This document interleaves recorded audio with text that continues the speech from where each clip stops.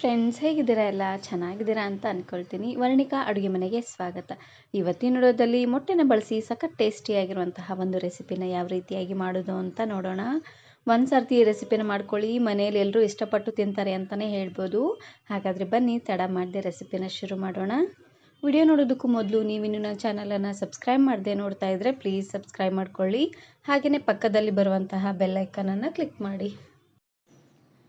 ಇದನ್ನು ಮಾಡಲಿಕ್ಕೆ ಮೊದಲು ನಾನಿಲ್ಲಿ ಒಂದು ಅಗಲವಾಗಿರುವಂತಹ ಬೌಲನ್ನು ತೊಗೊಂಡಿದ್ದೀನಿ. ಇದಕ್ಕೆ ನಾನಿಲ್ಲಿ ಮೊಟ್ಟೆನ ಒಡೆದು ಹಾಕ್ಕೊಳ್ತಾ ಇದ್ದೀನಿ. ಒಟ್ಟು ನಾನಿಲ್ಲಿ 2 ಮೊಟ್ಟೆನ ತೊಗೊಂಡಿದ್ದೀನಿ. ನೀವು ಸ್ವಲ್ಪ ಜಾಸ್ತಿ ಜನಕ್ಕೆ ಮಾಡ್ಕೊಳ್ಳೋ ಹಾಗಿದ್ದರೆ ಮೊಟ್ಟೆನ ಸ್ವಲ್ಪ ಜಾಸ್ತಿ ಅನ್ನೋಂಗೆ ತಗೊಳ್ಳಿ. ಇವಾಗ 2 ಮೊಟ್ಟೆನೂ ಈ ರೀತಿಯಾಗಿ ಒಡೆದು ಒಂದು ಬೌಲಲ್ಲಿ ಹಾಕ್ಕೊಂಡು ತೊಗೊಂಡಿದ್ದೀನಿ. ಇದಕ್ಕೆ ನಾನಿವಾಗ 1 ಚಮಚ ಆಗುವಷ್ಟು ಅಚ್ಕಾರದ ಪುಡಿನ ಹಾಕ್ಕೊಳ್ತಾ ಇದ್ದೀನಿ. ಹಾಗೆಯೇ ರುಚಿಗೆ ತಕ್ಕಷ್ಟು ಉಪ್ಪು,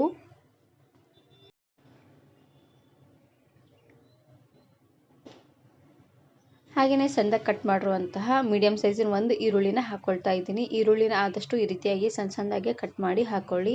ಲಾಸ್ಟಲ್ಲಿ ಇದಕ್ಕೇ ಸಣ್ಣದಾಗಿ ಕಟ್ ಮಾಡಿರುವಂತಹ ಕೊತ್ತಂಬರಿ ಸೊಪ್ಪನ್ನು ಹಾಕ್ಕೊಂಡು ಚೆನ್ನಾಗಿ ಇದನ್ನು ಮಿಕ್ಸ್ ಮಾಡ್ಕೊಳ್ತಾ ಇದ್ದೀನಿ. 1 ನಿಮಿಷವರೆಗೂ ಈ ರೀತಿಯಾಗಿ ಚೆನ್ನಾಗಿ ಇದನ್ನು ಮಿಕ್ಸ್ ಮಾಡ್ಕೊಂಡು ತಗೊಳ್ಳಿ.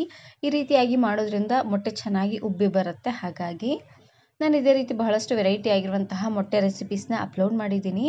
ವಿಡಿಯೋ ನೋಡಿಲ್ಲ ಅಂದರೆ ಈ ವಿಡಿಯೋ ಕೊನೆಯಲ್ಲಿ ಹಾಕಿರ್ತೀನಿ, ನೋಡಿ ಚೆಕ್ ಮಾಡಿ. ನಿಮಗೆ ಬೇಕು ಅಂದರೆ ಇದಕ್ಕೆ ಸ್ವಲ್ಪ ಶುಂಠಿ ಬೆಳ್ಳುಳ್ಳಿ ಪೇಸ್ಟನ್ನು ಸಹ ಹಾಕ್ಕೊಳ್ಬೋದು. ನೋಡಿ ಈ ರೀತಿಯಾಗಿ ಮೊಟ್ಟೆನ ಚೆನ್ನಾಗಿ ಬೀಟ್ ಮಾಡ್ಕೊಂಡಿದ್ದಾದಮೇಲೆ ಇವಾಗ ನಾನಿಲ್ಲಿ ಒಂದು ಪ್ಯಾನ್ಗೆ ಸ್ವಲ್ಪ ಎಣ್ಣೆನ ಹಾಕ್ಕೊಳ್ತಾ ಇದ್ದೀನಿ. ಎಣ್ಣೆನ ಹಾಕ್ಕೊಂಡು ನೋಡಿ ಈ ರೀತಿಯಾಗಿ ನೀಟಾಗಿ ಪ್ಯಾನ್ ತುಂಬ ಎಣ್ಣೆನ ಸ್ಪ್ರೆಡ್ ಮಾಡ್ಕೊಳ್ಬೇಕು. ನೋಡಿ ಎಣ್ಣೆ ಸ್ವಲ್ಪ ಕಾಯ್ತಿದ್ದಂಗೆ ಇವಾಗ ನಾನಿಲ್ಲಿ ಆವಾಗಲೇ ಮೊಟ್ಟೆನ ಕಲಸಿ ತೊಗೊಂಡಿದ್ವಿ ನೋಡಿ, ಅದೇ ಮೊಟ್ಟೆನ ಸ್ವಲ್ಪ ಅನ್ನಂಗೆ ಹಾಕ್ಕೊಳ್ತಾ ಇದ್ದೀನಿ. ನೋಡಿ ಈ ರೀತಿಯಾಗಿ ಉರಿನ ಪೂರ್ತಿಯಾಗಿ ಲೋ ಫ್ಲೇಮ್ನಲ್ಲೇ ಇಟ್ಟು ಹಾಕ್ಕೊಂಡು ತಗೊಳ್ಳಿ. ನೋಡಿ ಒಂದು ಸೈಡೆಲ್ಲ ಚೆನ್ನಾಗಿ ಬೆಂದಾದಮೇಲೆ ಮತ್ತೆ ಈ ರೀತಿಯಾಗಿ ಹೊಳಿಸಿ ಫ್ರೈ ಮಾಡ್ಕೊಳ್ತಾ ಇದ್ದೀನಿ. ಮೊಟ್ಟೆನ ಬೇಯಿಸುವಾಗ ಎಣ್ಣೆ ಸ್ವಲ್ಪ ಕಡಿಮೆ ಅಂತ ಅನಿಸಿದ್ರೆ ಇನ್ನು ಸ್ವಲ್ಪ ಎಣ್ಣೆನ ಹಾಕ್ಕೊಂಡು ನೋಡಿ ಈ ರೀತಿಯಾಗಿ 2 ಸೈಡು ಚೆನ್ನಾಗಿ ಫ್ರೈ ಮಾಡ್ಕೊಂಡು ತಗೊಳ್ಬೇಕು.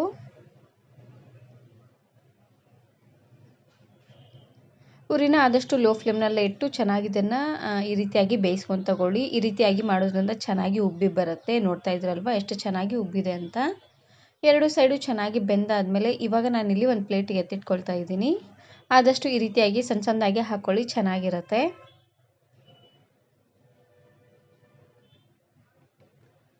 ಇವಾಗ ಉಳಿದಿರುವಂತಹ ಮೊಟ್ಟೆನೂ ಸಹ ಇದೇ ರೀತಿಯಾಗಿ ಸ್ವಲ್ಪ ಅನ್ನೋಂಗೆ ಹಾಕ್ಕೊಂಡು ಫ್ರೈ ಮಾಡ್ಕೊಳ್ತಾ ಇದ್ದೀನಿ.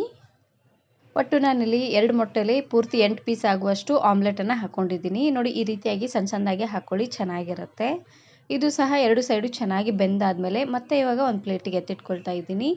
ಬೇಕು ಅಂದರೆ ಇದಕ್ಕೆ ಸ್ವಲ್ಪ ಟೊಮೆಟೊನೂ ಸಹ ಹಾಕ್ಕೊಂಡು ಆಮ್ಲೆಟನ್ನು ಮಾಡ್ಕೊಳ್ಬೋದು.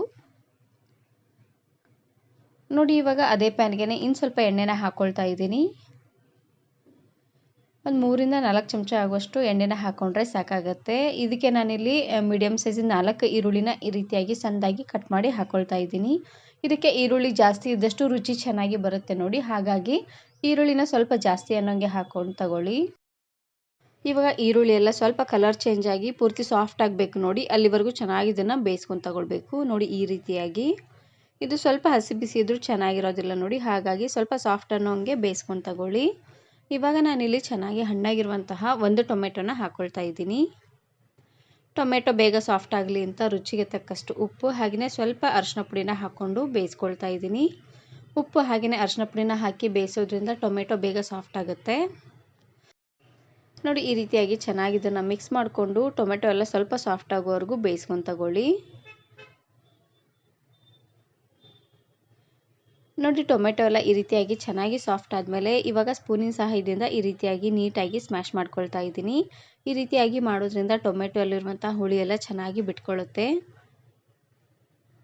ಲಾಸ್ಟಲ್ಲಿ ಇದಕ್ಕೆ 1 ಚಮಚ ಆಗುವಷ್ಟು ಅಚ್ಕಾರದ ಪುಡಿನ ಹಾಕ್ಕೊಳ್ತಾ ಇದ್ದೀನಿ. ಖಾರ ಪುಡಿನ ನೋಡ್ಕೊಂಡು ಹಾಕ್ಕೊಳ್ಳಿ, ಯಾಕಂದರೆ ನಾವು ಮೊದಲೇ ಆಮ್ಲೆಟನ್ನು ಮಾಡಬೇಕಾದ್ರೆ ಖಾರ ಹಾಗೆಯೇ ಉಪ್ಪನ್ನು ಹಾಕ್ಕೊಂಡು ಮಾಡ್ಕೊಂಡಿದ್ದೀವಿ ನೋಡಿ, ಹಾಗಾಗಿ ಈ ಟೈಮಲ್ಲಿ ಸ್ವಲ್ಪ ಉಪ್ಪು ಖಾರನ ನೋಡಿ ಹಾಕ್ಕೊಳ್ಳಿ. ಖಾರ ಪುಡಿನ ಹಾಕ್ಕೊಂಡು ಈ ರೀತಿಯಾಗಿ ಚೆನ್ನಾಗಿ ಇದನ್ನು ಮಿಕ್ಸ್ ಮಾಡಿಕೊಂಡು ಇದಕ್ಕೆ ಸ್ವಲ್ಪ ನೀರನ್ನು ಹಾಕ್ಕೊಳ್ತಾ ಇದ್ದೀನಿ. ಟೀ ಕುಡಿಯೋಂಥ ಕಪ್ಪಲ್ಲಿ 1 ಕಪ್ ಆಗುವಷ್ಟು ನೀರನ್ನು ಹಾಕ್ಕೊಂಡ್ರೆ ಸಾಕಾಗತ್ತೆ. ನಿಮಗೆ ಬೇಕು ಅಂದರೆ ಇದಕ್ಕೆ ಯಾವುದಾದ್ರೂ ಮಸಾಲೆಗಳನ್ನು ಹಾಕ್ಕೊಳ್ಬೋದು. ನಾನಿಲ್ಲಿ ಯಾವುದೇ ರೀತಿ ಮಸಾಲೆನ ಬಳಸ್ತಾ ಇಲ್ಲ, ತುಂಬಾ ಸಿಂಪಲ್ಲಾಗಿ ಮಾಡಿ ತೋರಿಸ್ತಾ ಇದ್ದೀನಿ. ನೋಡಿ ನೀರನ್ನು ಹಾಕ್ಕೊಂಡು ನಾವು ಆವಾಗಲೇ ಮಾಡಿಟ್ಟಿರುವಂತಹ ಆಮ್ಲೆಟನ್ನು ಒಂದೊಂದಾಗಿ ಜೋಡಿಸ್ಕೊಳ್ತಾ ಇದ್ದೀನಿ. ನೋಡಿ ಈ ರೀತಿಯಾಗಿ ಎಗ್ಗನ್ನು ಬಳಸಿ ಎಗ್ ಕರಿ ಹಾಗೆಯೇ ಎಗ್ ಬುರ್ಜಿ ಎಲ್ಲ ಮಾಡಿರ್ತೀರ. ಆದರೆ ಒಂದು ಸಾರ್ತಿ ಈ ರೀತಿಯಾಗಿ ಡಿಫ್ರೆಂಟಾಗಿ ಕರಿನ ಮಾಡ್ಕೊಳ್ಳಿ, ಸಖತ್ ರುಚಿಯಾಗಿರುತ್ತೆ ಅಂತಲೇ ಹೇಳ್ಬೋದು. ತುಂಬಾ ಡಿಫ್ರೆಂಟ್ ಆಗಿರುತ್ತೆ, ಹಾಗೆ ನಾವು ಟೇಸ್ಟು ಕೂಡ ತುಂಬಾ ರುಚಿಯಾಗಿರುತ್ತೆ ಅಂತಲೇ ಹೇಳ್ಬೋದು. ನೋಡಿ ಈ ರೀತಿಯಾಗಿ ಎಲ್ಲ ಮೊಟ್ಟೆನೂ ಚೆನ್ನಾಗಿ ಜೋಡಿಸ್ಕೊಂಡಿದ್ದಾದಮೇಲೆ ಇವಾಗ ನಾನಿಲ್ಲಿ ಮೇಲ್ಗಡೆ ಸಣ್ಣದಾಗಿ ಕಟ್ ಮಾಡಿರುವಂತಹ ಕೊತ್ತಂಬರಿ ಸೊಪ್ಪನ್ನು ಹಾಕ್ಕೊಳ್ತಾ ಇದ್ದೀನಿ. ಉರಿನ ಪೂರ್ತಿಯಾಗಿ ಲೋ ಫ್ಲೇಮ್ನಲ್ಲೇ ಇಟ್ಟು ಚೆನ್ನಾಗಿ ಇದನ್ನು ಬೇಯಿಸ್ಕೊಂಡು ತಗೊಳ್ಳಿ. ಇವಾಗ ನಾನಿಲ್ಲಿ ಮೇಲ್ಗಡೆ ಮುಚ್ಚಳನ ಮುಚ್ಚಿ ಬೇಯಿಸ್ಕೊಳ್ತಾ ಇದ್ದೀನಿ. ಇವಾಗ ನೋಡ್ತಾ ಇರ್ಬೋದು ಚೆನ್ನಾಗಿ ಕುದಿ ಬರ್ತಾ ಇದೆ. ಕುದಿ ಬರೋವಂಥ ಟೈಮಲ್ಲಿ ಒಂದು ಸಾರ್ತಿ ಈ ರೀತಿಯಾಗಿ ಮತ್ತೆ ಹೊಳಿಸಿ ಎರಡು ಸೈಡು ಆಮ್ಲೆಟನ್ನು ಚೆನ್ನಾಗಿ ಬೇಯಿಸ್ಕೊಂಡು ತಗೊಳ್ಳಿ. ಆಮ್ಲೆಟ್ ಬೇಯಲಿಕ್ಕೆ ಜಾಸ್ತಿ ಹೊತ್ತೇನು ಟೈಮ್ ಹಿಡಿಸೋದಿಲ್ಲ, ಯಾಕಂದರೆ ಮೊದಲೇ ನಾವು ಆಮ್ಲೆಟನ್ನು ಚೆನ್ನಾಗಿ ಫ್ರೈ ಮಾಡ್ಕೊಂಡಿದ್ವಿ ನೋಡಿ. ಹಾಗಾಗಿ ಈ ರೀತಿಯಾಗಿ ಹೊಳಿಸಿ ಮತ್ತೆ ಇದನ್ನು ಬೇಯಿಸ್ಕೊಂಡ್ರೆ ಆಯಿತು. ತುಂಬಾ ರುಚಿಯಾಗಿರುವಂತಹ ಮೊಟ್ಟೆ ಕರಿ ರೆಡಿ ಆಗೋಗ್ಬಿಡುತ್ತೆ. ಒಂದೇ ರೀತಿಯಾಗಿ ಮಾಡಿ ತಿಂದು ಬೇಜಾರಾಗಿದ್ದರೆ ಈ ರೀತಿಯಾಗಿ ಡಿಫ್ರೆಂಟಾಗಿ ಮಾಡ್ಕೊಳ್ಳಿ. ಚಪಾತಿ, ಕುಲ್ಚಾ ಹಾಗೆಯೇ ರೋಟಿ, ವೆರೈಟಿ ಆಗಿರುವಂತಹ ರೈಸ್ ಜೊತೆಗೆಲ್ಲ ಸಖತ್ ಟೇಸ್ಟಿಯಾಗಿರುತ್ತೆ ಅಂತಲೇ ಹೇಳ್ಬೋದು. ಈ ವಿಡಿಯೋ ಇಷ್ಟ ಆದರೆ ಈಗಲೇ ಒಂದು ಲೈಕ್ ಬಟನನ್ನು ಕ್ಲಿಕ್ ಮಾಡಿ, ಫ್ರೆಂಡ್ಸ್ ಆ್ಯಂಡ್ ಫ್ಯಾಮಿಲಿ ಜೊತೆಗೆ ಶೇರ್ ಮಾಡಿ. ಹಾಗೆಯೇ ಮತ್ತಷ್ಟು ಹೊಸ ರೆಸಿಪಿಗಾಗಿ ವರ್ಣಿಕಾ ಅಡುಗೆ ಮನೆ ಯೂಟ್ಯೂಬ್ ಚಾನಲನ್ನು ಸಬ್ಸ್ಕ್ರೈಬ್ ಮಾಡ್ಕೊಳ್ಳಿ. Thanks for watching.